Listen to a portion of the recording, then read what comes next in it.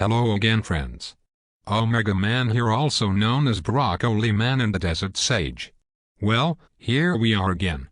Okay, so we have never been here before.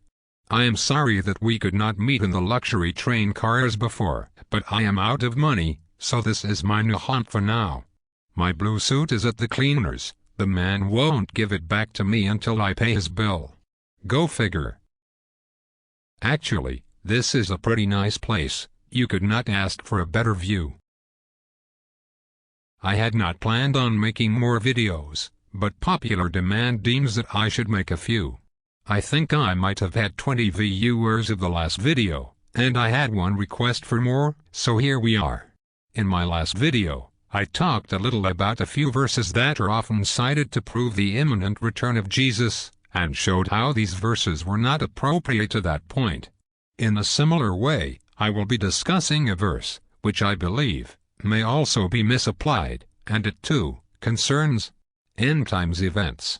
Before we start, know that I am going to go through a lot of material very quickly. Feel free to pause the video to ponder a point a moment before going on. A reader of a Bible study I did some years ago wrote me and said, "I read your Matthew 24 study, and understand you think it means that Christians will go through the tribulation. If this is true, how do you explain Revelation chapter 3 verse 10? Doesn't it prove that the church will be gone?" No. On to the next question. Seriously, please understand that I am not 100% sure that my position is correct. I have not worked out every detail. My mission in discussing this topic is not to convert anyone to my position, it is to make people think a little, study a little, and work through these things themselves, rather than just accepting things their pastor said, or that they read in a Hal Lindsey book or Left Behind novel.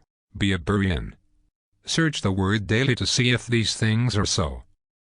I am not here to create certainty, I am attempting to inject doubt.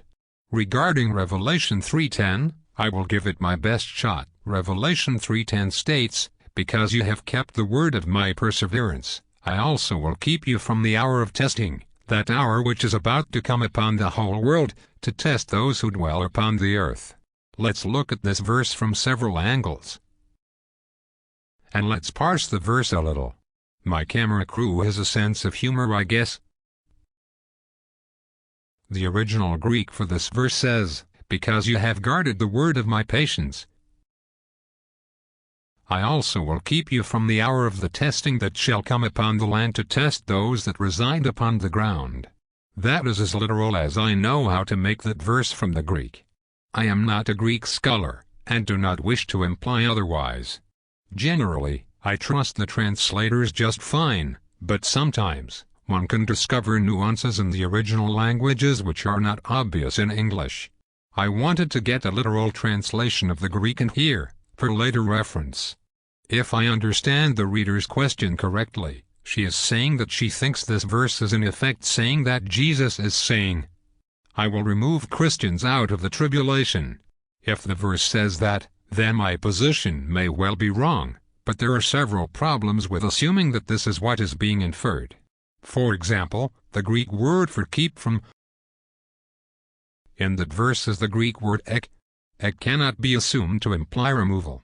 Allow me to quote from Vine's Expositor Dictionary of New Testament Words as to whether the ek here denotes out of, midst of, or preservation from. This is determined by the statement in 5:9, the context of which makes clear that believers are to be delivered from, not out of, the divine wrath to be executed on the nations at the end of the present age. The context there was not Revelation 3:10, but it does show that ek can mean preservation in the middle of, not removal out of, depending on the context. In the context of Rev 3:10, the subjects are either removed from, or protected in, the hour of testing. Nothing in the verse demands either understanding. Another problem is, there's nothing here that requires that the hour of testing is the tribulation. So far, there is no removal specifically mentioned, and the tribulation is not identified, but there are other problems. This hour of testing is upon those who dwell upon the earth. Let's look at some similar phraseology from other parts of the Bible. The thing these verses have in common is that they are speaking of those who dwell upon the earth in an end-times setting. Nahum chapter 1 verses 5 and 6 state, "Mountains quake because of him, and the hills dissolve, indeed the earth is upheaved by his presence, the world and all the inhabitants in it. Who can stand before his indignation? Who can endure the burning of his anger? His wrath is poured out like fire, and the rocks are broken up by him." Isaiah chapter 51 verse 66 declares, "Lift up your eyes to the sky, then look to the earth beneath, for the sky will vanish like smoke, and the earth will wear out like a garment, and its inhabitants will die.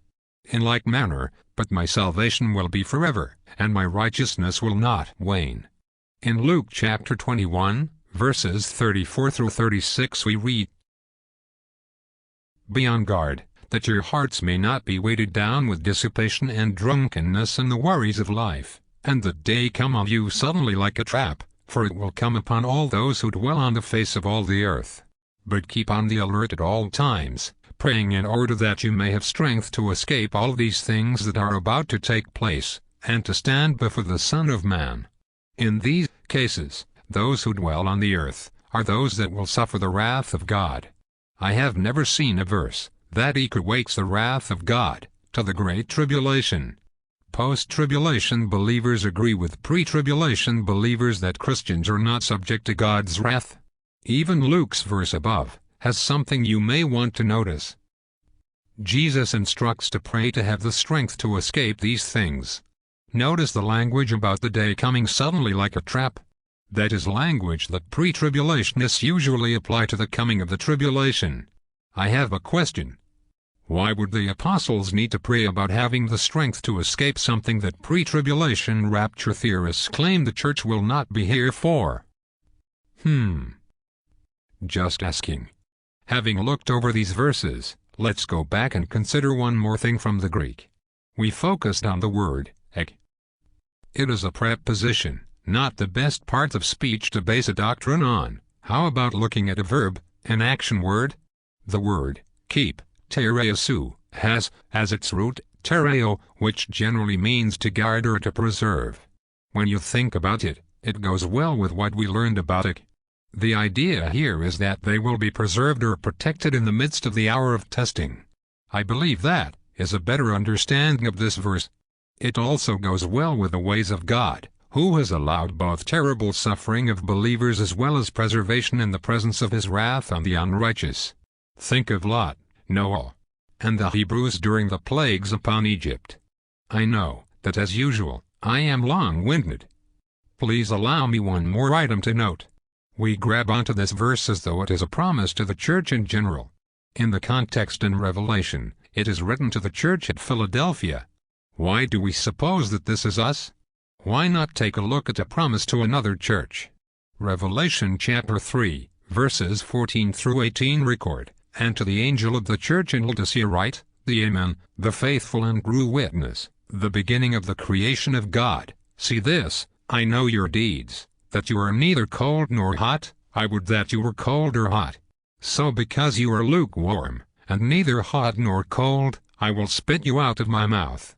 Because you say, I am rich, and have become wealthy, and have need of nothing, and you do not know that you are wretched and miserable and poor and blind and naked.